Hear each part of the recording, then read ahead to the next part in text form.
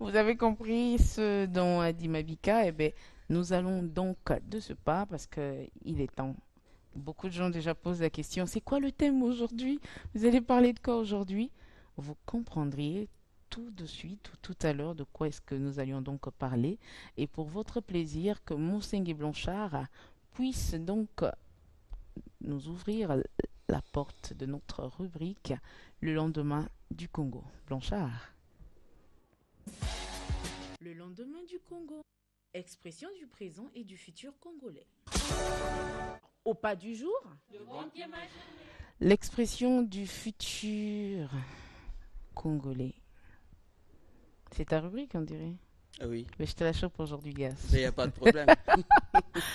Sois fair play aujourd'hui pour mon plaisir et pour le plaisir de nos téléspectateurs, parce qu'aujourd'hui, j'aimerais bien que tu interviennes également comme nos invités. Et nous allons parler de la presse, la journée internationale de la presse, et comme thème phare, au fait, la question est comment les journalistes congolais vivent leur liberté. La liberté d'expression, quoi, la liberté de leur métier. Et donc pour aujourd'hui, nous aurons Megzon Fuku de Vox TV, un confrère aussi, ainsi que un autre confrère, Monsieur Asie Dominique de Marseille. Les deux messieurs seront là sur ce plateau et si Junior était là, j'allais le baptiser. Mais je suis obligée de faire le service. Alors, pour devoir les accueillir, donc je reviens encore devant. Oh là là. Alors, mes deux grands messieurs, comment allez-vous? Ils sont très beaux ce matin. Je vais bien, mec. Donc, sois la bienvenue. T'inquiète, je sais que ça vient pas ici, c'est juste au coin. Alors, notre habitué de ce plateau, bonjour Monsieur Aziz.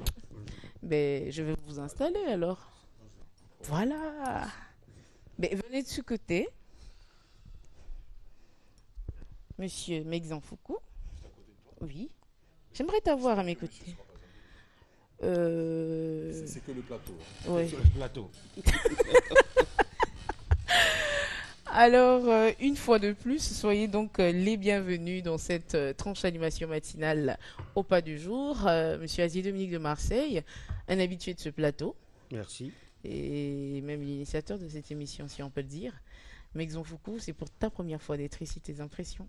Que dire? Très content, très impressionné. Et puis, vas-y, tu m'as pas dit que tu es l'initiateur de ce plateau. Tu m'as eu là.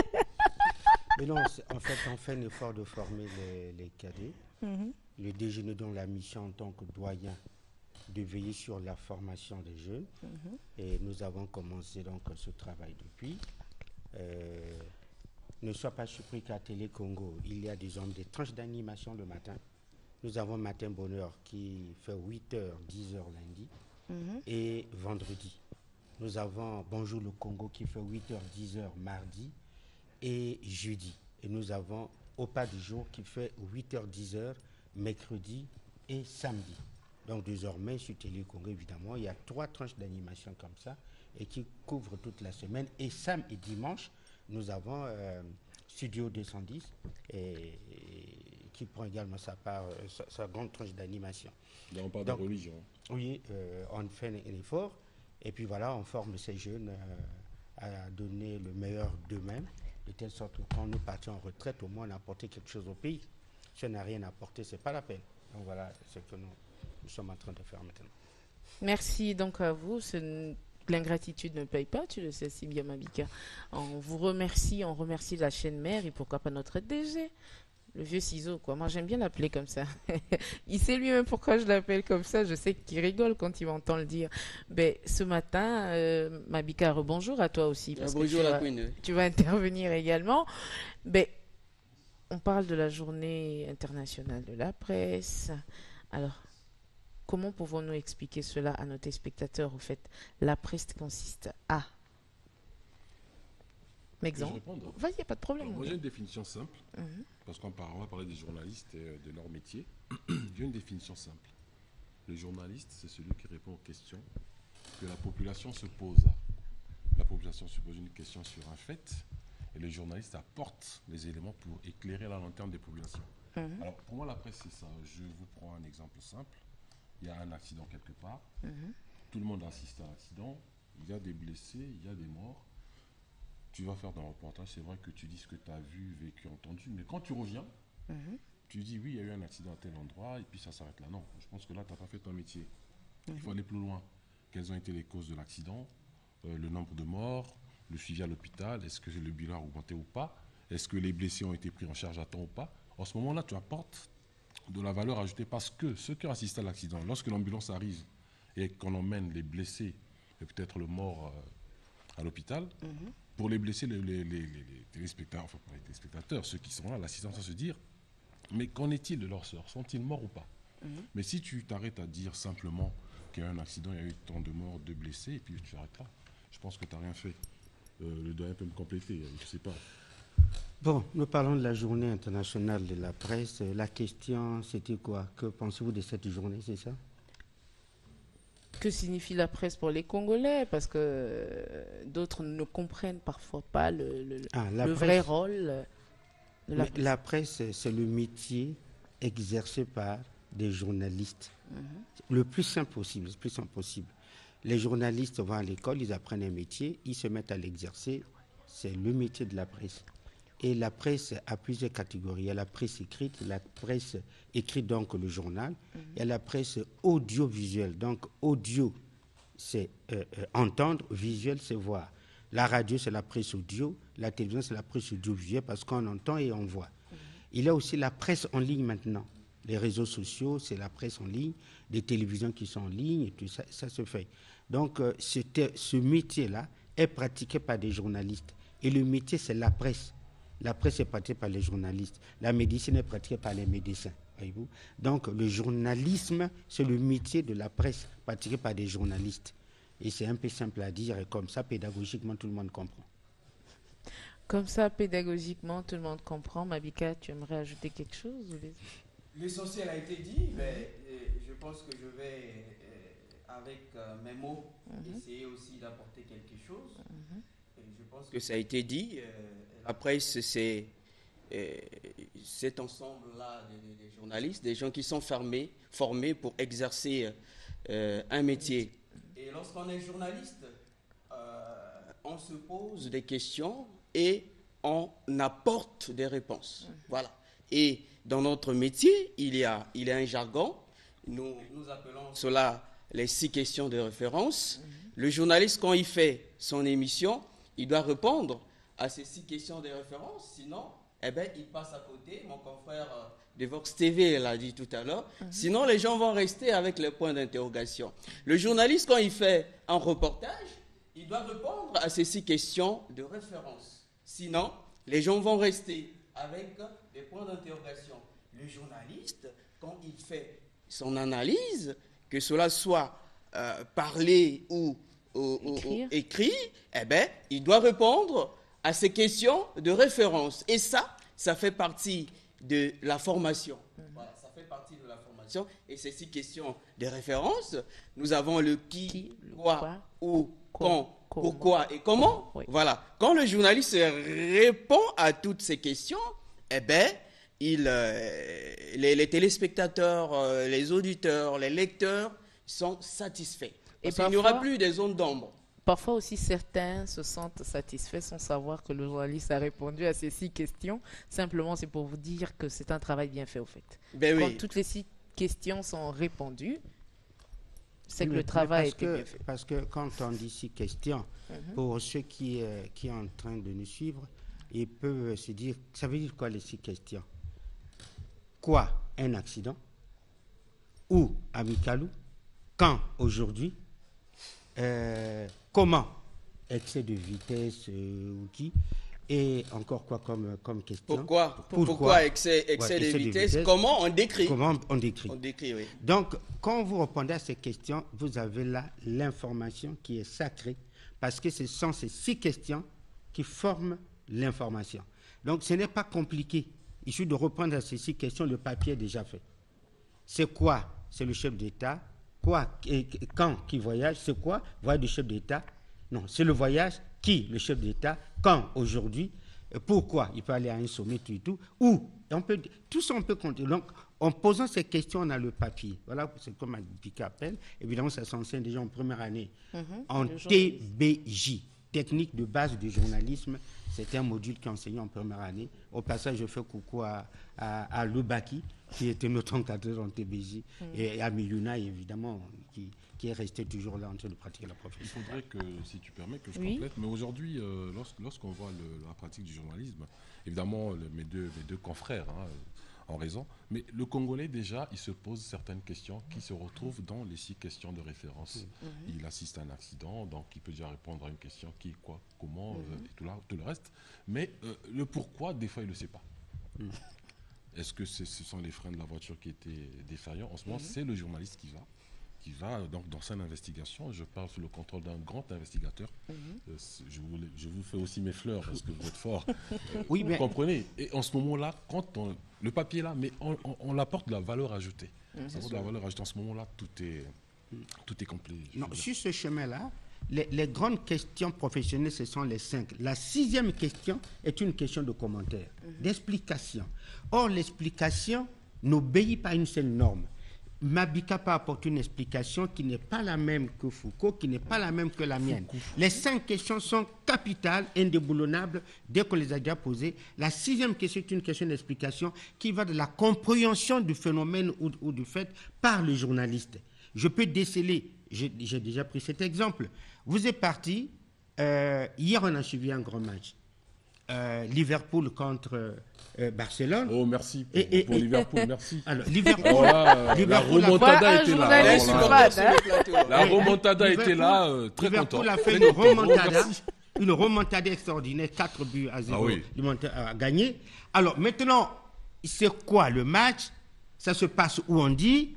Qu'est-ce qu'était le score? C'est 4-0. Vous ne pouvez jamais changer ce score. Même si on vous donne 1 milliard, même si on vous donne 1 million, voilà pourquoi on dit... Les faits sont sacrés. L'information est sacrée, le commentaire est libre. Tout à fait. Or, l'information se trouve dans les 5 questions. C'est quoi un match? C'est qui les acteurs? Vous dites, le score vous donnez, ça ne se modifie jamais. Alors maintenant, le commentaire, qui est la 6e question, nous sommes en train de faire un peu de pédagogie, il est libre. L'information, c'est le commentaire est libre, parce que Mabika peut donner l'explication. Pourquoi 4-0? Mabika dit, écoutez, le match était déjà vendu. Le Barça n'était pas à la hauteur. Lui dira, l'arbitre était contre... Le Barça n'était pas à la hauteur. Le Barça n'était pas à la hauteur. C'est clair. Moi, je dirais avoir aussi un supporter de Liverpool sur le plateau. Voilà qui dira autrement. Voilà. Moi, je dirais non. On avait piégé les gars de Barça. Ils étaient mal nourris. Ils étaient à l'odeur. On donne une explication qui varie. C'est ce qui fait que le commentaire dans notre métier, il est libre en ce sens que chacun y donne son commentaire. Mais l'information est sacrée. Mais alors, c'est une parenthèse fermée. Voilà. C'est une parenthèse et même Nanaï Kama, la DD de Télépoint Noir et aussi Scottier, des coucous à tous nos amis qui sont déjà prêts à tout entendre parce qu'ils veulent bien. Le combat continue et ça fait du bien quand on a des amis, parce qu'on dit la confrérie, qui continue à mener cette guerre et à soulever ce drapeau très haut pour qu'il y ait changement. Et donc, nous allons repartir du côté de la réalisation avec la complicité de Junior et Gibral Dengue Congo et aussi John Blanchard Mosenge pour que nous ayons donc cette première vidéo pour notre sujet. Blanchard. Au pas du jour. Le grand pied ma journée. Pour nombreux d'entre eux, ils se débrouillent très bien. Beaucoup n'ont pas de boulot aussi. Mais je dis toujours que le métier de journalisme s'apprend dans la pratique effective du métier. Parce que le milieu du journalisme est un milieu où doit régner constamment l'émulation intellectuelle. Et c'est à partir de cette émulation, par la confrontation avec les autres, qu'ils peuvent être amenés à s'améliorer. Je pense que de ce point de vue, il y a des progrès, mais il y a des efforts à faire encore. Au pas du jour. Le grand pied ma journée. Il y a du progrès, il faudrait qu'il y ait du progrès, il y a le progrès, mais il y a les efforts à faire encore. Et ça, c'est une personne qui a appris à beaucoup de gens, qui a enseigné beaucoup de choses de cette corporation également, précisément, à notre confrère sur le plateau Asie Dominique de Marseille. J'aimerais bien qu'il commence à nous parler un peu à décortiquer légèrement son avis sur cette vidéo. Voilà. Bon, là, c'est le professeur Ludovic Miyuna et qui est intervenu au cours de cette conférence organisée par le Conseil de la liberté de communication en relation avec la Journée internationale de la presse. Et la communication du professeur Miyuna, qui, je salue, bravo, je suis son produit. J'ai été l'étudiant de Miyuna, il m'a formé. Et c'est donc ce que je fais, c'est un peu le rendement de son travail. Le professeur Miyuna pose un problème important. C'est un métier qui s'assimile très bien en le pratiquant. Si vous ne le pratiquez pas, vous l'oubliez. De toute façon, tout métier, c'est comme ça. Il dit qu'il faut vraiment le pratiquer. Il parle de ce que, avant, les étudiants qu'ils ont encadrés avant avaient plus d'avantages que ceux d'aujourd'hui, les temps évoluent, mais il insiste que la compétence, le savoir s'acquiert dans la pratique au quotidien. Mais il place un autre mot important, et nous allons essayer un peu, à partir de ces interventions, d'essayer un peu de parler de notre métier. Il dit, on devient grand à partir de la concurrence. C'est-à-dire, c'est en frottant sa cervelle comme celle des autres que le journaliste acquiert une certaine compétence, une certaine qualité. Et c'est parce que c'est un métier d'émulation. Je regarde les chaînes des autres pays, je dis, mais pourquoi est-ce qu'en RDC, par exemple, tel chroniqueur est brillant? C'est pas possible, ça m'inspire. Je regarde, je dis, mais attends, mais sur telle chaîne à Brazzaville, tel chroniqueur est brillant. Moi, j'aimerais faire comme lui. Donc, le meilleur exemple, c'est ça, l'émulation. Hier, on a fait ceci, aujourd'hui, je dois faire cela. Je suis à Télé Congo, mon DG m'appelle, Asie, est-ce que tu as vu comment est-ce que votre confrère a démarré son papier? Comment est-ce qu'il a fait? Monsieur le directeur, c'est merveilleux. Allez, je veux plus que ça. Il demande qu'on veut plus que ça. Et à moi de produire au directeur, oui, par l'effet qu'on appelle ça, de l'émulation, à moi de m'appliquer pour que le directeur dise, ah oui, moi aussi dans ma chaîne, j'ai des chroniqueurs de cette taille-là, de cette envergure. Donc, ce que le professeur Miyuna dit, c'est vrai, c'est un métier, on l'assimile par la pratique au quotidien, mais attention, ça ne suffit pas. La concurrence est un élément qui vous permet d'être toujours à la surface. Parce que si vous faites avaler, terminé. Et donc, il faut toujours regarder à quel niveau se situe la barre pour qu'on puisse la franchir. Exemple. Oui, je suis d'accord avec Asie. Je dirais même que c'est en forgeant qu'on devient forgeron. Asie a parlé de la télé. Moi, je vais aller un peu du côté de la presse écrite pour parler de cette culture des entreprises de presse. Le professeur Miyuna, il a raison, il parle de l'émulation, il parle de la concurrence. Lorsqu'on voit la presse écrite congolaise, on se dit que bon, toute cette presse dit des mêmes choses, mais quelle est cette presse qui propose un produit de qualité parmi tous les produits que nous avons? C'est comme 3, 4, 5 fabricants de yaourts, mais quel est celui qui propose le yaourt le meilleur yaourt. Le meilleur yaourt, voilà. C'est un peu comme ça au niveau de la presse congolaise. Donc, moi, je pense que la presse, pour moi, c'est des entreprises de presse. Ils produisent, ils mettent sur le marché de la lecture des produits, et le meilleur produit est prisé par les lecteurs. Donc, je pense que le professeur Miyuna a raison. Il faut toujours avoir l'esprit en alerte. Il ne faut pas se dire, bon, j'ai reçu un Oscar, j'ai reçu un prix, bon, je suis au top, ça va, je reste en arrière, mais demain, tu te feras dépasser. Donc, il faut toujours se mettre en question, il faut toujours regarder de l'avant, il faut avoir l'esprit de la concurrence, l'esprit de l'émulation, pas pour écraser en tant que tel les autres, mais d'abord pour soi-même.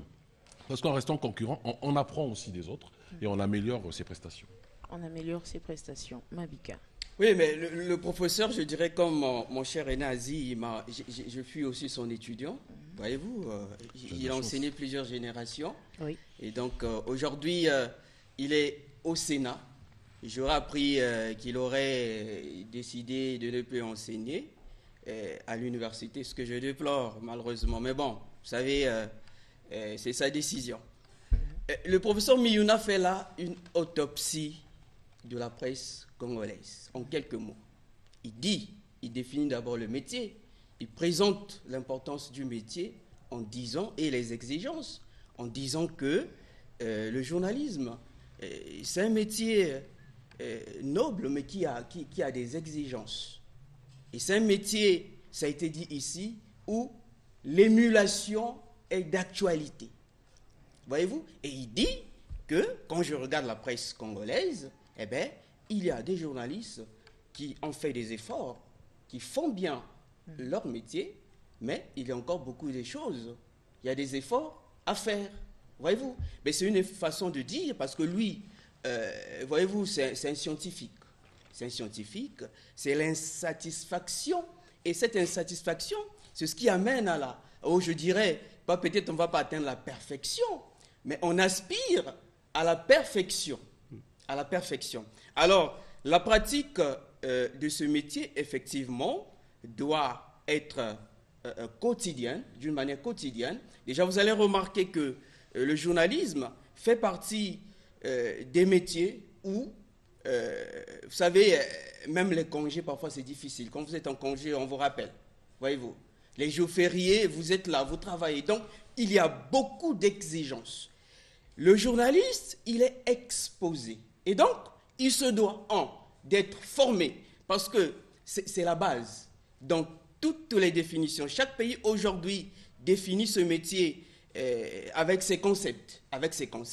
Mais il y a intérêt d'entente dans toutes les définitions, c'est la formation et l'exercice du métier, et la pratique donc du métier d'une manière permanente, mais aussi la rémunération, parce que certainement on va aborder ces aspects-là tout à l'heure, et lorsqu'on combine tous ces aspects, on va exercer ce métier avec beaucoup d'aisance. Et j'en profite pour féliciter tous les confrères qui ont eu les prix, qui ont été décorés. Je crois que nous avons sur ce plateau. Oui, ça arrivait parce que. Voilà, Mexon Foucault. Merci. Voilà, et honnêteté intellectuelle oblige, toutes mes félicitations. C'est pas donné à n'importe qui. Merci beaucoup. Et voilà. C'est un bon droit au cœur. Mais voilà, donc, coup de chapeau à vous. Alors, en résumé, que dit la loi sur la presse congolaise? Bon, sur la presse au Congo, on va le dire. Voilà. Oui, On va dire sur la c'est presse une congolaise. très belle question. Nous parlons de la journée internationale de la liberté de la presse. Et le thème que vous avez retenu dans cette animation, c'est comment les journalistes vivent cette liberté. La nouvelle loi sur la presse, on ne va pas détailler tous les articles, mais prenons la substance essentielle, c'est que c'est la première loi, je dis bien la première loi en Afrique, ou parmi les premières, qui dépénalise les délits d'opinion. Ça signifie quoi? Au Congo, avec la nouvelle loi, aucun journaliste ne peut aller en prison. Je veux préciser. Pour délit de presse, un journaliste ne va pas en prison pour délit de presse. Vous allez dire, non, c'est faux, il y a eu un journaliste qui est en prison. Mais on n'a pas dit que le journaliste ne va pas en prison s'il commet d'autres délits ou d'autres crimes. Si moi, en dehors de mon métier, j'ai commis un acte répréhensible par la loi, on dit Asie en prison. Mais c'est parce que je suis journaliste. Non, j'ai commis cet acte qui m'amène en prison. Je peux, dans le site de ma fonction, commettre un acte qui n'a pas une relation avec la faute professionnelle, mais qui m'amène à aller en prison. Par exemple, je suis pas de faire le reportage, j'ai escroqué quelqu'un, prendre son argent pour dire, écoutez, moi je vais aller faire tel boulot, mais il est capable de me porter plainte, je vais en prison. Ce n'est pas un délit professionnel. L'escroquerie d'argent n'est pas un délit professionnel. Tu as pris l'argent d'autrui, tu as fait un chantage, mais le gars, tu l'amènes en prison. Un chantage, non, si tu ne me donnes pas l'argent, je détiens des fautes contre toi, ceci, cela, je vais diffuser ça, tu vas, voilà, ta personnalité, l'autorité tremble, l'autorité se rend compte que c'est un chantage, il peut porter plainte, tu vas en prison. Ce n'est pas un délit de presse. Le délit de presse, c'est la faute que tu commets en écrivant ton papier ou en t'exprimant sur un plateau. J'ai écrit mon papier, j'ai diffamé quelqu'un. C'est un délit de presse. Ce que tu as dit sur la personne, c'est une information fausse, ce qu'on appelle diffamation. Tu as diffamé une personne, elle se sent touchée dans son honneur, elle porte plainte. En ce moment-là, tu payes les amendes. Au Congo, tu payes les amendes, tu ne vas plus en prison. Pour délit de presse. Je dis bien, le journaliste fait la prison quand il commet un délit ou un crime qui n'a pas de relation avec l'exercice de sa profession. Alors, dont la loi le dit. Or, quand on regarde les États environnants, dans nos États environnants, les amis, on va en prison. En RDC, on peut aller en prison. Au Gabon, on va en prison.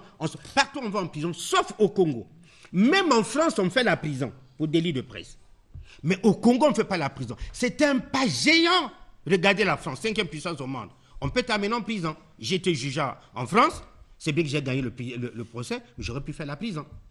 J'ai eu un procès à Paris. porté plainte pour délit de presse et j'ai gagné ce procès-là. Je peux bien aller en prison. Donc, même la France, le journaliste est jugé et il peut aller en prison. Mais au Congo, on ne va pas en prison. Alors, vous imaginez, quand nous sommes partis à Dakar, au sommet de la presse francophone, parce que je suis membre, et quand j'ai exposé sur la loi, et qui a collé là, paix à son âme, c'était l'ancien directeur général qui conduit la délégation, les amis à Dakar étaient étonnés, oui, voilà le niveau où nous sommes arrivés aujourd'hui au Congo. C'est une avancée significative que le gouvernement congolais ait accepté, que le Parlement congolais ait validé cette loi. C'est un pas géant que nous avons effectué. Les amis nous ont félicité. Donc, quand Whitney Paul a cru savoir cette nouvelle loi, qu'est-ce qu'il y a? Qu'est-ce qu'a retenu? On retient que le Congo est l'un des premiers pays africains, parmi les premiers pays au monde, qui ne va plus envoyer ses journalistes en prison. Si tu commets un délit, parce qu'on prend des thèmes de délit, un délit, eh bien, il n'y a que les amendes que tu payes et il n'y a pas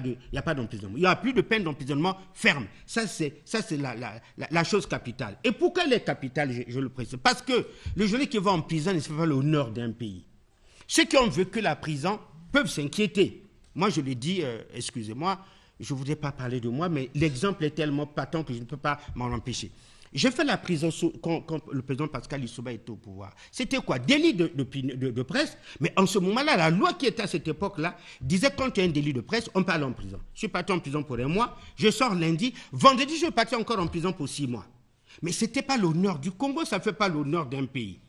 Et on a montré au président de la République, M. Denis Sassou Nguesso, que nous voulons une presse libre. Et il a validé la nouvelle copie sur la loi sur la presse. Le Parlement a voté cette loi. Le Congo a été pris en exemple de la liberté de la presse, a effectué une avancée significative. Je peux affirmer, Madame la Queen, que sur ce plateau, la liberté de la presse existe au Congo parce qu'une liberté se constate par les documents, qui le prouvent existent.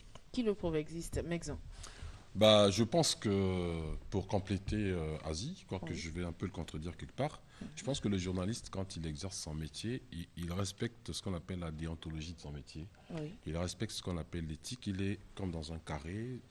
Quelque part, tu as l'homme politique, quelque part, tu as ton patron, tu as le public, et puis tu as peut-être la justice. Donc, il faut vraiment être au juste milieu pour travailler. C'est vrai que le délit de presse n'existe plus au Congo, hein, les journalistes n'iront plus en prison, mais il va falloir aussi souligner un fait que, par rapport à l'homme politique, hein, on va aller directement, il y a des confrères, il y a des presses au Congo qui ont été suspendus pour avoir dit une certaine vérité, même au conditionnel, le temps de vérifier. Et puis, quand on vérifie, par la haute autorité nationale, hein, par l'inspection générale d'État, qu'on se rend compte que ce journaliste-là, que cette presse avait raison, puis la presse est réhabilitée. En ce moment-là, quelle est la question qu'on se pose?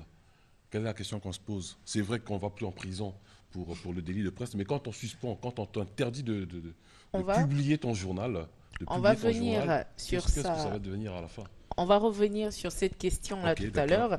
Il y en a, c'est prévu, t'inquiète. Okay. Oui, Mabika. Oui, pour répondre à ta question, la Queen, vous savez, que dit la loi par rapport à la presse au Congo? La loi consacre la liberté de la presse au Congo. Le doyen Aziz l'a dit tout à l'heure. C'est-à-dire, il y a un arsenal juridique qui favorise, qui consacre l'exercice du métier de journaliste en Afrique. Et je dirais en République du Congo, oui. Au Congo, ici chez nous. Oui. Donc il y a tout cet arsenal qui existe, et le doyen l'a dit. Vous savez, l'exemple qu'il a pris sur la dépénalisation des délits de presse, j'aimerais compléter pour dire à nos téléspectateurs, donner une idée sur ce que c'est un délit de presse. C'est-à-dire quand un journaliste Mabika sur ce plateau, à travers ses propos, incite à la haine tribale, c'est un délit de presse. Trouble à l'ordre public. Trouble à l'ordre public, c'est un délit de presse. Diffamation. Diffamation, l'invective, les injures, c'est un délit de presse. Et ça, la loi en République du Congo dit que le journaliste ne peut pas aller en prison parce qu'il a diffamé, parce qu'il a invectivé. Non, on va faire des arrangements tout simplement parce que si on l'envoie en prison pour cela. C'est l'image, comme qui dirait, de la République qui est un peu ternie, parce que vous n'êtes pas sans savoir, même dans les grandes démocraties, c'est à l'aune quand même, pardon. Là également, ça ne serait plus liberté, mais le libertinage. C'est à l'aune quand même de la liberté de la presse qu'on peut mesurer le degré d'une démocratie. Et tous nous aspirons à cette démocratie. On est content aujourd'hui quand les gens disent qu'il y a démocratie en République du Congo, il y a démocratie en RDC, il y a démocratie au Sénégal. Voilà. Donc la liberté de la presse fait partie, et comme qui dirait, des baromètres pour mesurer un peu le degré de la démocratie. Tu parlais tout à l'heure du libertinage, mais j'en viens. Vous savez, donc on a parlé de la loi votée par le Parlement, promulguée par le chef de l'État. Mais les journalistes congolais ont aussi ce qu'on appelle la charte des professionnels des médias. La prière du journaliste. Voilà. Et donc, le journaliste a aussi, comme qui dirait, un guide moral.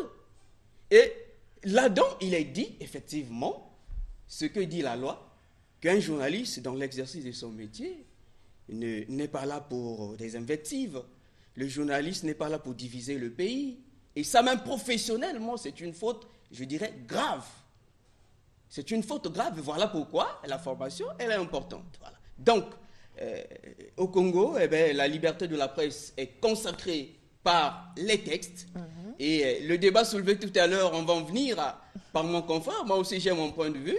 On va en parler parce qu'il y a les questions qui sont prévues sur cet aspect des choses. Exact. Alors, dites-moi un peu, parlant d'autres se disent qu'il y a le manque de moyens. Mais j'aimerais bien que nous repartions d'abord du côté de la réalisation. Nous prenons ce deuxième VTR, donc cette vidéo, et nous reviendrons donc après pour continuer donc à débattre là-dessus. Blanchard. Il y a un mot essentiel qui m'a fait frémir. C'est le mot peur. 2 fois prononcé, une fois par Maître Nzolani et ensuite par Clémence. Je me suis dit, mais de quelle peur s'agit-il? Qui a peur de quoi? Et qui a peur de qui? Le Saint-Père Paul VI, je crois, rappelait, n'ayez pas peur. Et moi, j'ai dit aux journalistes, n'ayez pas peur. La peur que vous avez, c'est tout simplement votre incapacité à vivre et à dire la vérité.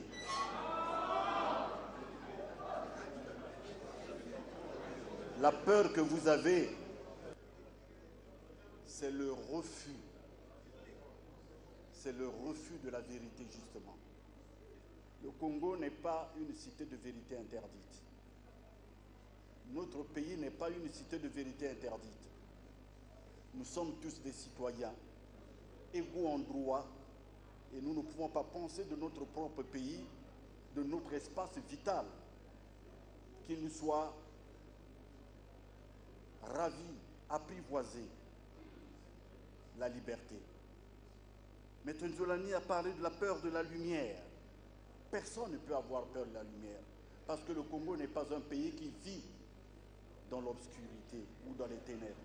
Je n'ai pas étudié dans vos pays-là. J'ai étudié dans Semenanda Kawara Prezadi. Mais le représentant de l'UNESCO qui est là, Jean-Pierre Iboudou qui est là, il était à Bordeaux avec les Muyuna, avec les Mbéri là et tout ça et ça et tout. Ils ont tous été à Bordeaux. Donc est-ce qu'on va penser que lui il est forcément plus grand journaliste qu'eux? Pourquoi nous, tout le monde a kamabeka na makamba bisopwa? Je comprends pas.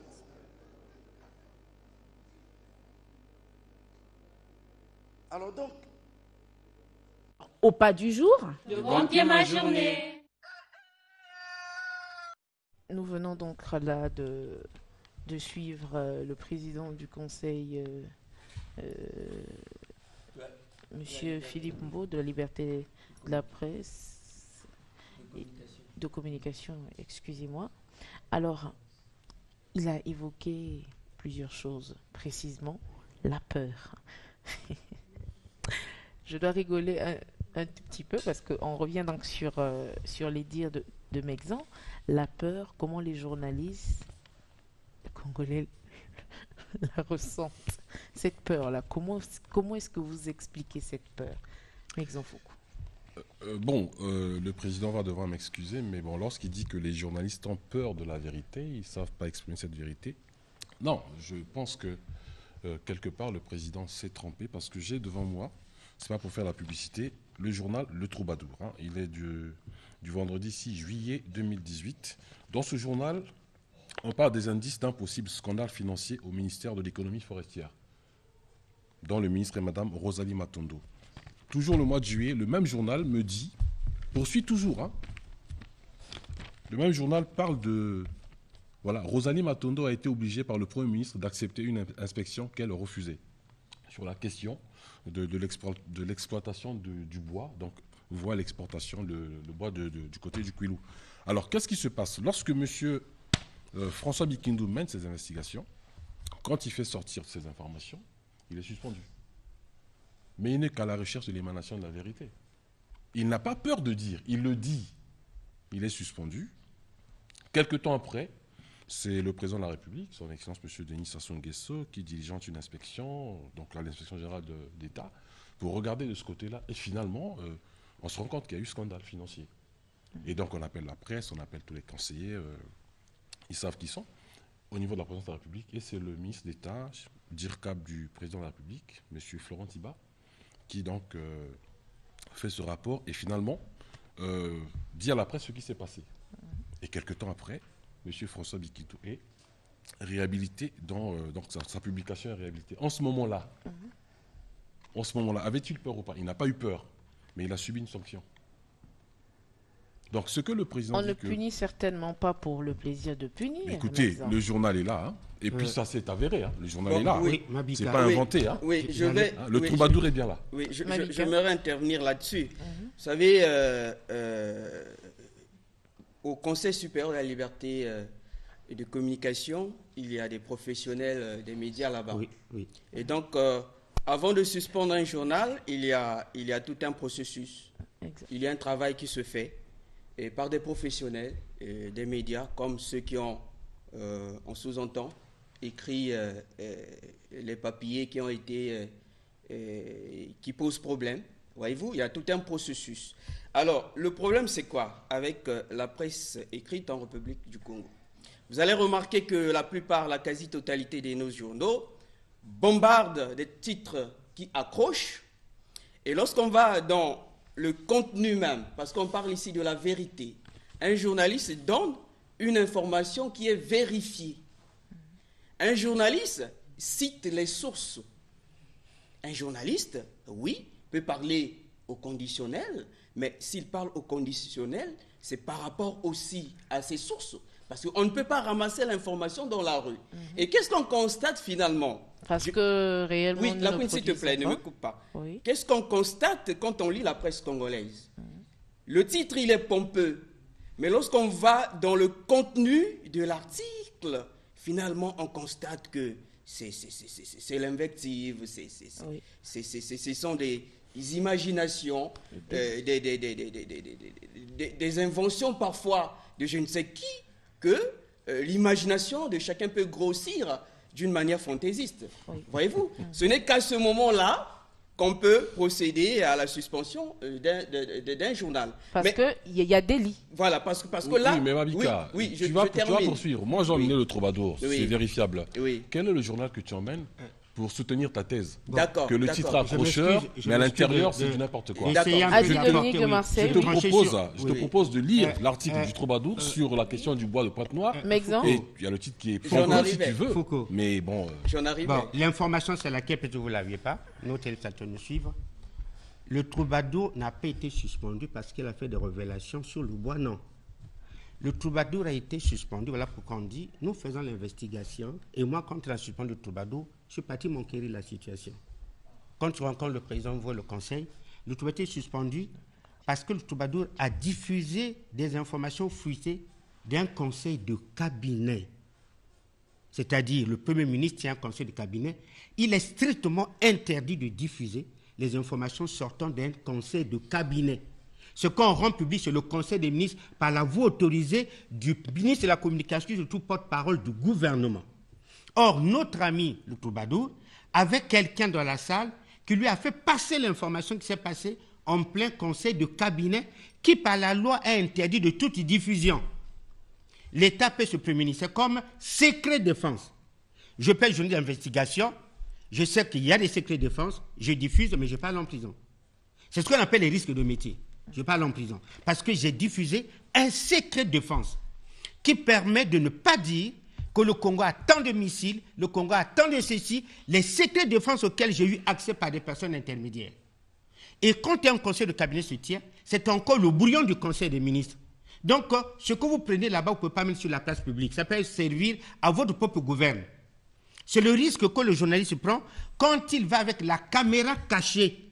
Toute information n'est pas autorisée, mais la caméra cachée vous amène à prendre une information. Attention, quand vous la diffusez, vous exposez à deux risques. Le risque de ce que, si le domaine que vous filmez est défini par la loi comme un domaine prohibé, comme secret d'État, et vous pouvez faire la prison pour des pays où il y a la prison. Mais dans le cas du Congo, il n'y a pas la prison, le journal était suspendu parce que le conseil se réfère à la loi. Ce n'est pas pour avoir divulgué les trucs sur le bois, mais c'est pour avoir divulgué les conclusions ou ce qui a été débattu en plein conseil de cabinet. C'est pour ça que le troubadour a été suspendu. Maintenant, venons-en à la peur que vous représentez, vous. Je m'écarte du côté de Foucault. Je dis, excusez-moi, c'est notre profession. Nous parlons de la profession de manière générale, comment on la pratique. Ce plateau n'est pas fait pour que nous investiguions Pierre ou Paul. C'est montrer notre profession. C'est la jeune de la presse. Qu'est-ce que les journalistes congolais savent de cette journée-là? C'est notre apport. Quand les gens nous regardent, disent, ah oui, nos journalistes aussi savent ce que c'est que le métier. Quand tu es pilote en France, c'est que tu es pilote au Congo, tu es pilote aux États-Unis. Quand tu es médecin au Congo, c'est que tu es médecin ailleurs. Quand tu es journaliste au Congo, c'est que tu peux être journaliste également dans un autre pays. Le métier se pratique de manière universelle. La peur que le président vous évoque, elle est forme, elle est sincère. Et je suis désolé de me mettre du côté du président vous. Pourquoi? Regardez la presse congolaise aujourd'hui. La pratique, la posture, nous la pratiquons partout. On peut dire, il nous manque de moyens, on va arriver. Tous les pays du monde n'ont pas de moyens en matière de presse. Et on va dire, nous avons des conditions difficiles. Tous les pays africains ont des conditions difficiles. Je suis parti au Ghana, je suis parti en RDC, en Centrafrique. Je sais comment les autres sont dans leurs conditions. Mais la chose qui ne se pratique pas de la même manière, c'est la pratique de la vérité. Vous prenez un journaliste extérieur, il vient chez nous. Nous avons un incident qu'on appelle le 4 mars. Et les filles donnent les résultats. La presse qu'on ne donne pas les résultats. Mais parce que le journal des réfis, c'est que qu'il pleuve, qu'il neige, que je sois investigué ou pas, qu'on crie sur moi ou pas, mon importance, c'est de donner le résultat de ce qui se passe là. Le résultat n'a pas dit d'aller tricher. Le chef était sur le terrain, a vu les blessés. Qu'est-ce qui manquait à la presse congolaise ce jour-là de dire, nos premières estimations donnent ça. On a attendu RFI le même jour pour nous donner l'information. Pourquoi voulez-vous que ce qui se passe dans d'autres pays, nous ne sommes pas capables de dire la vérité? Bon, il y a des gens qui disent, moi j'ai écouté des confrères au cours de cette conférence qui ont dit, l'épée de Damoclès est sur nos têtes. Mabika, je peux la craindre savoir. Y a-t-il un métier où il n'y a pas d'épée de Damoclès? Mais le militaire qui prend l'arme, s'en va dans le pool, meurt. La femme, quand il a dit au revoir à sa femme, la femme ne sait pas qu'elle serait veuve dans 2 jours, que les enfants seraient orphelins. Tout métier comporte des risques. Les journalistes se plaignent comme si les risques ne sont que dans leur métier. Tu as l'impression que tous les métiers du monde sont bien, il n'y a pas de risque sur la presse. Mabika, j'aimerais poser une question à mes propres confrères. On va mettre, le DGP peut nous permettre le temps d'avoir un grand plateau sur ça parce que ces plateaux permettent d'élaguer les sentiments qui tuent notre métier. Mabika, le téléspectateur a besoin d'un produit raffiné. Mais quand ce qu'il attend de nous, ce n'est pas ce que nous lui donnons. Il veut qu'on lui dise la vérité, nous cachons la vérité. Mais c'est nous, Mabika. Quel est ce journaliste, je pose cette question, j'espère qu'on va me la répondre partout, même dans des réseaux sociaux, qui ne sait pas que ce métier a des risques. Vous le savez le jour que vous le pratiquez? Non. Voyez-vous? Donc, si vous avez peur du risque, changez de métier. Allez à la boulangerie, devenez tailleur, faites autre chose. Si vous avez choisi de faire du journalisme, c'est vous, comme celui qui a choisi de faire l'armée, c'est au prix, à ses risques et périls. Donc, le risque, on ne le découvre pas pendant qu'on fait le métier. Le risque, on le sait déjà quand on a choisi d'étudier le journalisme. Alors, et je vais en terminer. Et quand on arrive à ce point-là, pourquoi peut-on avoir peur du risque? Mabika, aucune liberté n'a été obtenue sur un plateau. En Afrique du Sud, pour que les Noirs votent, d'autres ont fait la prison comme Mandela, d'autres sont morts. Donc dans notre pays, si des gens doivent faire la prison pour la liberté, ils peuvent la faire pour que les autres puissent en bénéficier. Si des gens qui peuvent être engueulés par l'homme politique, c'est normal. Mais c'est une dualité. Pourquoi voulez-vous qu'on vous la donne sur un plateau? Vous avez écrit quelque chose qui indispose d'une autorité. On peut vous interpeller. Je vais terminer une chose capitale. Aucun journaliste, alors là je le dis, vous allez me contredire. Rencontrez-moi dans la rue, maintenant le débat. Aucun journaliste, un vrai, je dis bien un vrai, ne peut terminer sa carrière sans avoir été ni indexé, ni inquiété, ni mis en prison, ni traduit en justice. Moi j'ai 7 procès. 7. J'en ai gagné 4, j'ai perdu 3. J'ai fait 2 emprisonnements fermes, 1 mois et 6 mois. C'est ça. Mais est-ce que je suis le journaliste qui a peur aujourd'hui? C'est bizarre. Malgré mes prisons, je me bats pour que ce métier-là soit respecté, pour que la vérité triomphe. C'est ce qu'on nous demande. Quel est ce directeur général qui ne veut pas que sa presse soit luxueuse? Mais tout le monde, on nous demande d'être excellent. Mais l'excellence, ce n'était pas dans le mensonge, mes chers confrères. Oui, nous allons revenir à vous tout à l'heure. Mabika, tu Oui, veux ajouter? oui, j'ai suivi l'exposé du président Vaux. Je l'apprécie beaucoup. Vous savez, c'est un monsieur qui a un certain maniement de la langue, qui parle bien.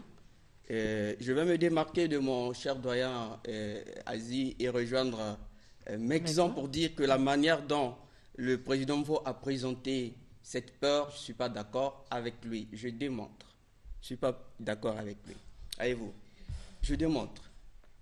La loi en République du Congo sur la presse garantit l'accès libre aux sources d'information avec des exceptions que mon cher doyen a dit tout à l'heure concernant les secrets défense et autres. Mais sinon, la loi garantit la liberté concernant l'accès aux sources d'information. Qu'est-ce qui se passe puisque l'analogie est faite avec la presse étrangère? Qu'est-ce qui se passe? En tant que reporter, mon cher doyen, l'a été. Reporter, Mexan Foucault l'a été. Reporter, je le suis. Ce que nous constatons sur le terrain, c'est-à-dire quand les journalistes locaux arrivent et sollicitent l'accès aux sources d'information, tout de suite, vous affrontez au refus. Vous affrontez au refus. Mais quand c'est la presse étrangère qui arrive, je vous assure, la porte est grandement ouverte. Facilement, parfois vous êtes là devant vous. Les confrères de la presse étrangère viennent, ils prennent l'information. Et quand ils bombardent ceux qui bombardent, et puis ben voilà, les gens sont étonnés de constater qu'on a tiré sur la République. Et ça, je pense que c'est un véritable problème. L'accès aux sources d'information. Donc, ce qui veut dire par la loi, mais dans la pratique. Mabika, pardon. Oui, je sais que tu vas terminer parce que là, quand tu dis on arrive pour prendre l'information et que nos amis de la presse étrangère arrivent, donc on est devant une entrée où on interdit carrément l'accès aux nationaux et on ouvre grandement la porte aux internationaux. J'ai été clair, je dis ceci. Vous savez, chaque média tient sa conférence de rédaction et fait des choix rédactionnels. Voyez-vous, si vous êtes un journal, vous allez fabriquer un journal télévisé, radiodiffusé ou bien de la presse écrite, vous avez vos questions, vous avez vos intérêts, vous avez vos angles d'attaque. Et donc, nous, Télé Congo, on peut aller quelque part solliciter une interview. Mais on nous la refuse. Mais pourtant, nous voulons accéder à la source pour donner la bonne information. Et donc là, on ne parle pas en termes de peur. Quel est ce journaliste-là qui a été formé, qui exerce son travail, qui aura peur de dire la vérité entre nous soit dit? Oui, pourquoi? Au nom de quoi? La réponse est Pardon, simple. Je voulais donner la réponse à ce point-là. Non, je vais vous allez répondre tout à l'heure, je vais finir. Là, je ne suis pas d'accord avec le président Vaux. Je ne suis pas d'accord. Mais la peur, c'est à quel niveau?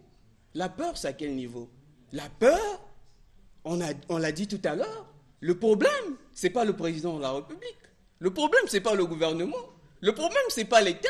Mais puisque l'État, la République consacre la liberté, les textes sont là de la presse. Mais ce sont les individus.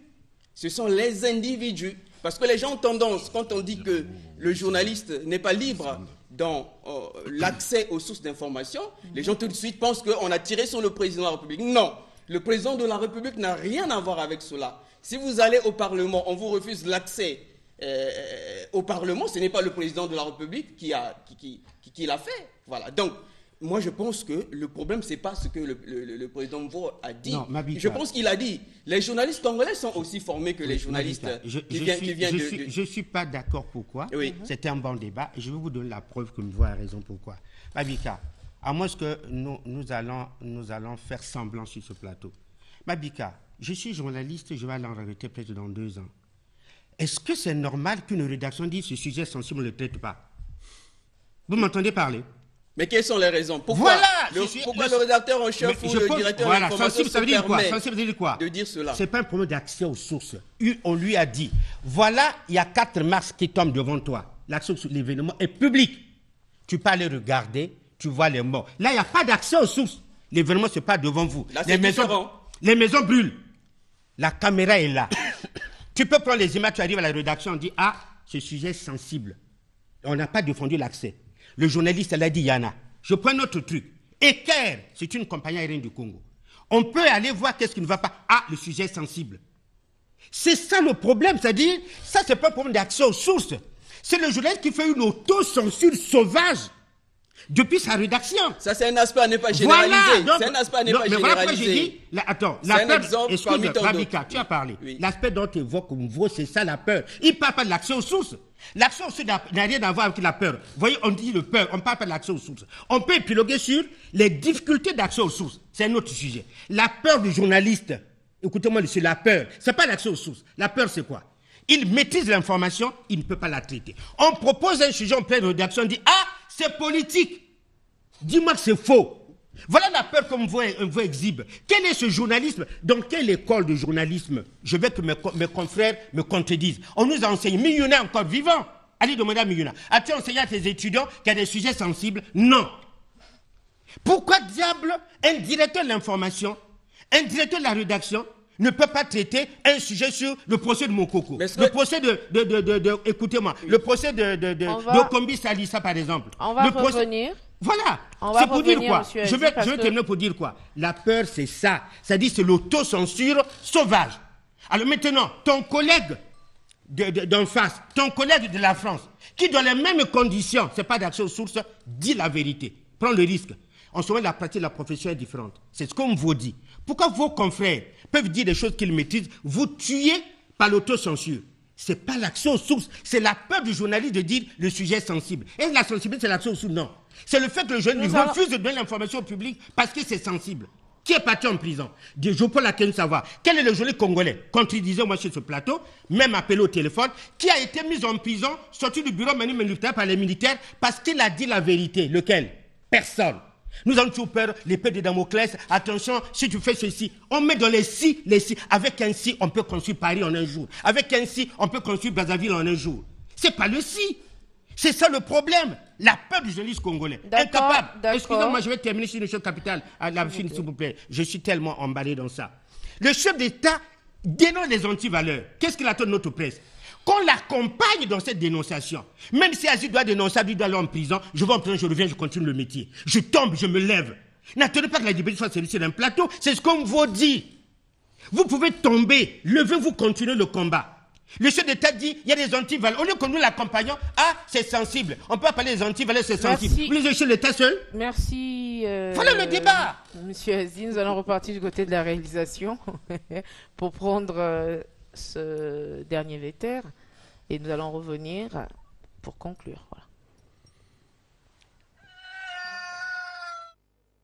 Toujours dans mes néologismes, je crois qu'il règne chez vous du journalo-pessimisme. Et ça, ce n'est pas bien. Vous ne pouvez pas aimer votre métier lorsque vous nourrissez pour ce métier-là des idées mauvaises. Vous ne pouvez pas être fier de votre métier et vous ne pouvez pas l'exercer avec amour. Alors ici, commençons par changer. Mais nous avons perdu du temps ici, dans cette même salle, aux assises, pendant 3-4 jours. On a donc perdu du temps. J'ai l'impression. Et puisqu'on revient pratiquement sur les mêmes choses, je pensais qu'on avait pris un élan. Et c'est pourquoi dans mon discours, j'ai parlé d'un nouveau soleil. Un nouveau soleil pour les médias congolais. C'était levé ce jour-là. Et donc, nous avons pris un autre démarrage, un autre départ plutôt. Alors qu'aujourd'hui, on soit encore là, on me parle des journalistes qui subissent des pressions et tout. Mais quoi, vous subissez des pressions, les pressions là, vous ne venez pas les déverser chez moi, pourquoi? Et voilà comment le congolo-pessimisme gagne l'esprit de tous les Congolais. On apprécie beaucoup plus ce qui vient de l'extérieur que ce qui se passe chez nous. Le bon journalisme, c'est celui de l'extérieur, mais pas le nôtre. Et pourtant, tous, vous avez étudié dans les mêmes écoles en France. Au pas du jour. Comptez ma journée. Le président Vaux qui vient simplement appuyer encore un tout petit peu, ben, on a juste 3 minutes. Oui, 3 minutes pour clôturer donc vos dernières impressions. Oui, bon, enfin, moi je donne un dernier mot. Non, rapidement. 1 minute par chacun. D'accord. Voyez-vous, là, le président Vaux s'en va, là. Il y a un nouveau conseil qui va être mis en place. Si le président du prochain conseil n'est pas un homme crédible, fort, dur, à l'allure où va notre presse, on va assister à un laminage de notre profession. Regarde comme il nous recadre. Je dis félicitations. Mais le constat qu'il fait est réel sur le terrain, Mabika. Quelles sont ces chaînes de télévision qui vous mettent des débats contradictoires sérieux sur le pays? Ça n'existe pas. C'est ce qu'on vous nous dit. Pourquoi voulez-vous qu'on en prenne ça d'ailleurs? Pourquoi l'autocensure sauvage détruit le métier? Je vais te conclure pour dire, à ce genre de président de conseil qui s'en va, celui qui va assurer l'intérêt, qui va être le prochain président, s'il n'est pas dur, s'il n'est pas fort, s'il ne connaît pas les rouages de cette profession, s'il ne recadre pas les journalistes, et nous continuons comme ça, ça va voler. Parce qu'on vient de se dire des états généraux. On peut encore entendre les journalistes congolais dire « on a peur ». Y a-t-il un métier qui n'a pas de peur? Changez, allez-y devenir boulanger. 1 minute déjà écoulée pour Récit Dominique de Marseille. Mais il me reste combien de secondes? On a dit écorcher mes secondes. Voilà. Oui, faut aller de l'avant. Il y a des émissions de débat. Je ne fais pas la promo du grand débat ici, mais on en parle. Et ça, félicitations. Vous venez beaucoup, merci. Mais par contre, comme M. Vaux parle de peur, oui, les gens ça peur, d'accord. Mais qui est à l'origine de cette peur? Il faut qu'ils disent. Pourquoi ils citent que les journalistes ne citent pas l'autre côté? C'est l'épée de Damoclès. Aziz a dit, le journaliste congolais a peur des représailles de l'homme politique. Soyons clairs.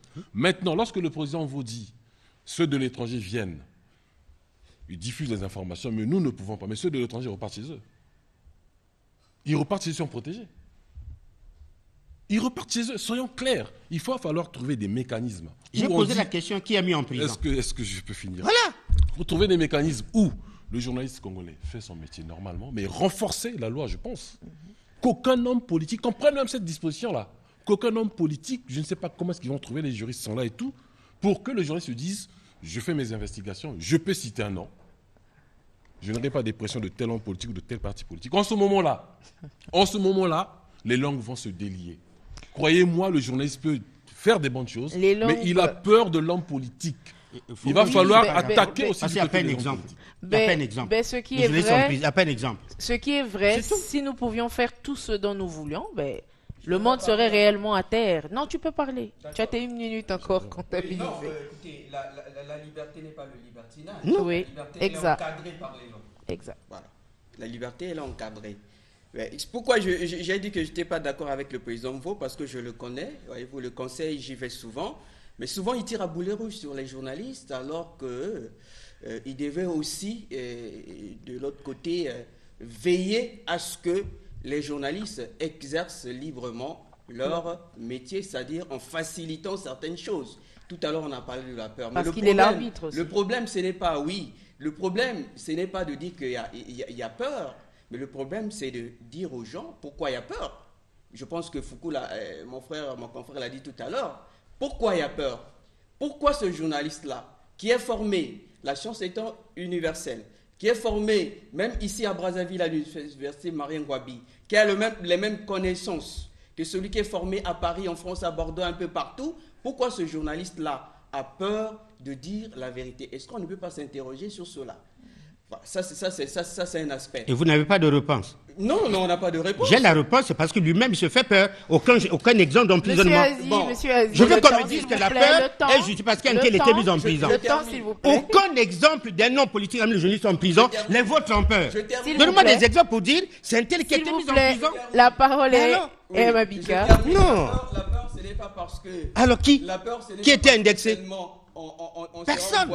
on sera envoyé en prison. Alors Mais les pesanteurs, disons-le, il y a des gens qui ont dirigé des rédactions. Les pesanteurs existent. Mais c'est Les évident dans tous les pesanteurs métiers. existent. Ça existe, Du coup, évidemment. ben, vous savez, lorsqu'on est journaliste, on est exposé. Et quand vous avez des menaces du genre, si vous continuez, vous verrez. Par exemple, ce sont des faits qui existent. Mais pourquoi on ne prend pas le courage aussi de le dire? Moi, je suis ici pour dire aux journalistes que la liberté, ce n'est pas le libertinage. Non, je suis d'accord. Mais je suis aussi ici pour dire que le journaliste, dans l'exercice de son métier, parce qu'en tant que journaliste, je me dois d'être objectif. Merci. Et voilà, je me dois d'être objectif. Je comprends aussi la peur des journalistes décriés par le président Philippe Mvo. Merci. Donc, Mabika, nous sommes à la fin de cette rubrique. Nous allons devoir la fermer et j'aimerais déjà remercier notre doyen Aziz Dominique de Marseille sur ce plateau, ainsi qu'à Mexon Foucault également. Félicitations à toi. J'attendais la fin en fait pour te féliciter. Merci également à toi Mabika pour ce sujet qui a passionné beaucoup de gens. Mais je rappelle à nos téléspectateurs que la journée de la presse a été célébrée le 3 mai. Oui. Et donc aujourd'hui, il y a un décalage aujourd'hui. C'est le 8. Depuis c'est le mois de mai. Exact, Mabika, merci. Voilà, tu n'as plus de parole. C'est gentil. C'est pas la dictature. Alors, Mosenge, nous allons devoir raccompagner nos invités avec la chanson de Mister Léo, Désolé. Et comme ça, nous allons clôturer avec cette chanson. Voilà. Pendant que la chanson va passer, nous allons faire nos coucous à nos téléspectateurs, mais question d'abord de les accompagner. Et donc, je suis désolée, Mister Léo.